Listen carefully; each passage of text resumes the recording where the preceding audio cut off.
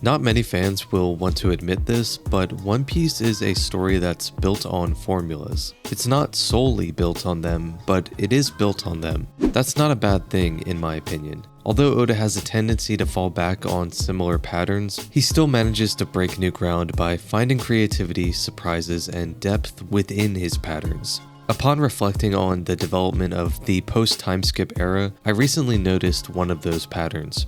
I mentioned this in my video on why I believe Marineford is a masterpiece, but if you look at the pre-time skip section of One Piece with a bird's eye view, there's a cohesive storyline at work that connects all of the individual arcs. It utilizes each of the standalone arcs as a crucial building block for your standard story structure. Everything before Sabaody, which is the beginning of the Marineford saga, serves as the exposition.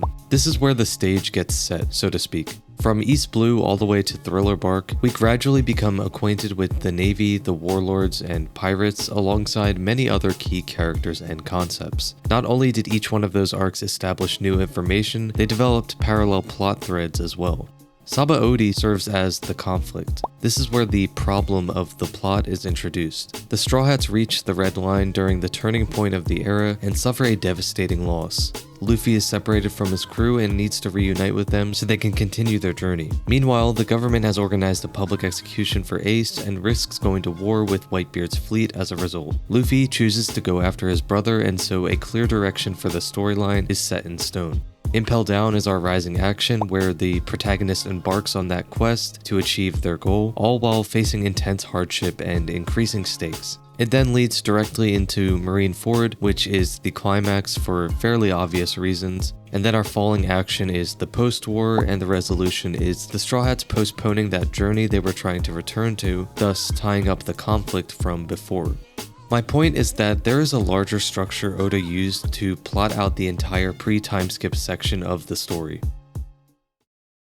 In my latest video where I discussed my thoughts on Elbaph so far, I mentioned that I'm pretty confident that it's going to be the last arc before the final war. That's because if you look at post-time skip through that same framework, then you'd see that Elbaph coincides with Impel Down as the rising action. This means that the next arc would naturally have to be the ultimate climax of the entire story.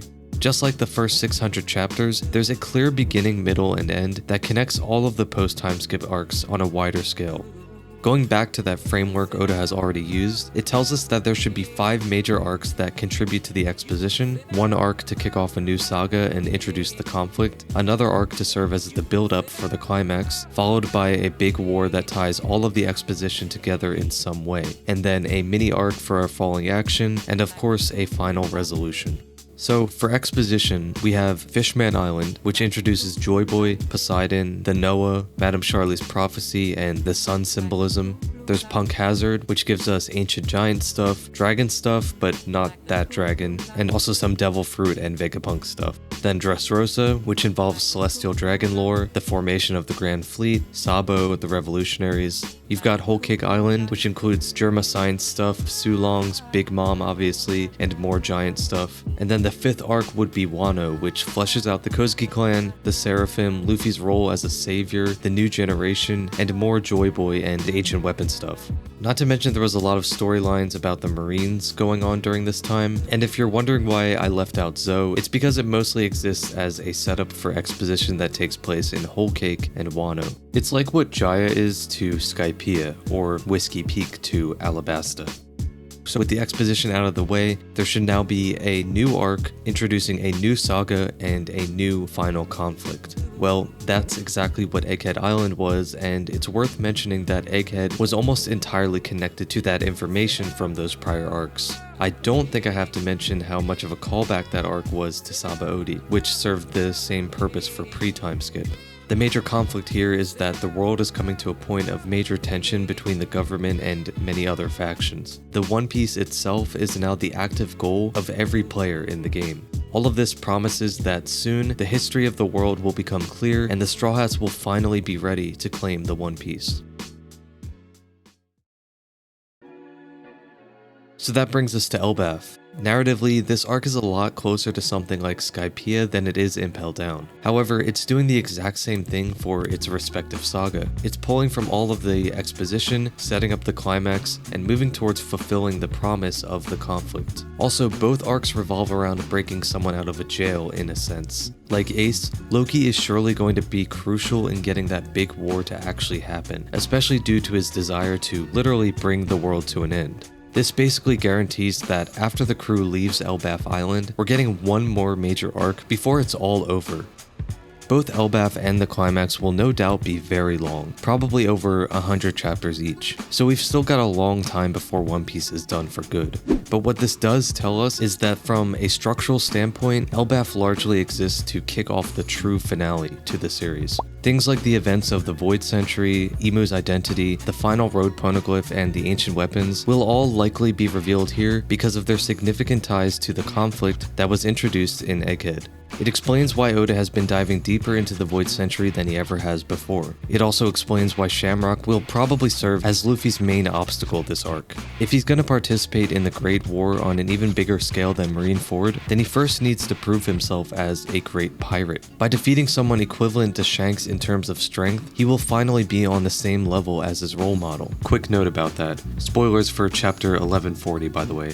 But it now looks like Shamrock might be leaving Elbaph earlier than we thought, so he and Luffy might not be fighting this arc, or at all. However, I do believe that Luffy will still get pushed to his prime in terms of power. Narratively, by the time we leave this island, he will still be considered an equal to Shanks, even if Shamrock isn't the one to push him there. The rest of the crew will be tested and pushed to their prime too. With the unification of the Giants, all of the allied forces will be assembled. Meanwhile, we have Blackbeard about to make a move on Murray Joie and the revolutionaries close behind. All it'll take is the Grand Fleet to tip the scales and chaos will let loose.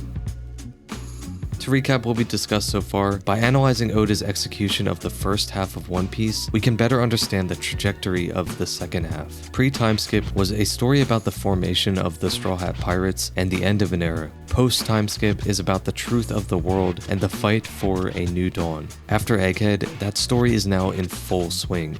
If he truly is modeling the final saga after the Marineford saga, then the story's ending is much closer than it may seem. So this is it. This is the last time the Straw Hats will be sailing to a new island for pure adventure. It's the last time we can just relax and enjoy the vibes. That's why Oda is slowing down and taking his time to build up those stakes. Once the final war begins, it won't be long until Luffy is facing off against Imu and claiming the One Piece. So I guess what I'm trying to say is to enjoy the journey while we still have it. Pretty soon, the mysteries will no longer be mysteries and Laugh Tale will literally be on the horizon.